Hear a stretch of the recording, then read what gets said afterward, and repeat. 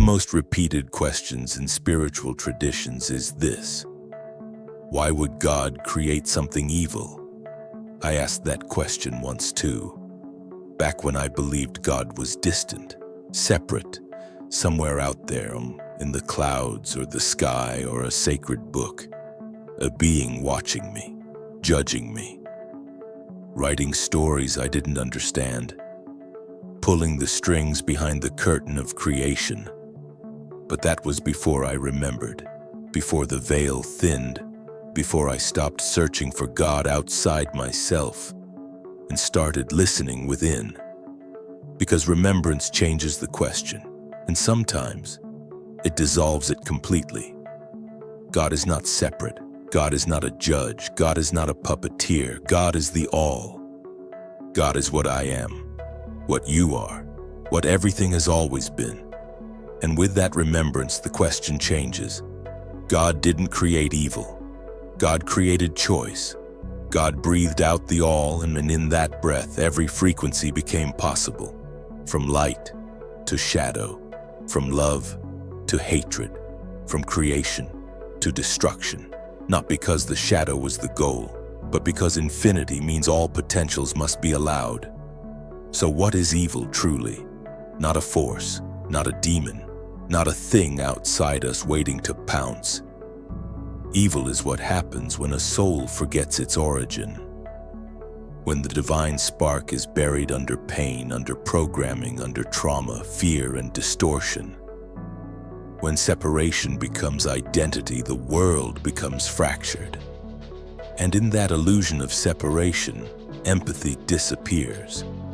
And without empathy, we can no longer feel the pain we cause. We can justify harm. We can turn sacred life into objects.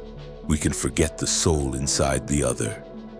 Because when I no longer recognize you as me, destruction becomes possible. Evil is not evidence of God's failure. It's evidence of consciousness asleep within itself. Every soul that harms has forgotten, not just laws, not just moral codes, but their own divinity.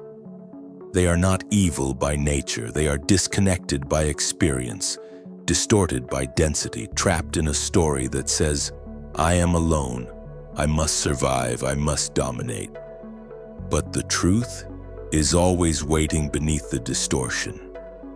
The return to wholeness is not punishment, it is not hell, it is not fire, it is remembrance.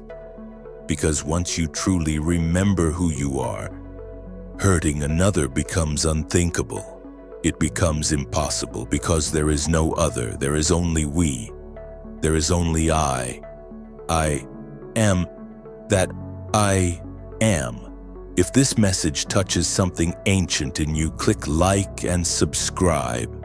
Not to follow a channel, but to stay connected to this field of remembering. You are not separate. You are not powerless. You are not here to be ruled by fear. You are here to wake up, not just to the light, but to the truth that the all includes everything and chooses love anyway. So pause, breathe, let your awareness expand beyond the body, beyond the mind. Return to the space before names, before wounds, before identity, and feel the truth ripple through your field. Darkness was never a thing. It was only the forgetting of light, and remembrance is the return of sight, the return of self, the return of God in form.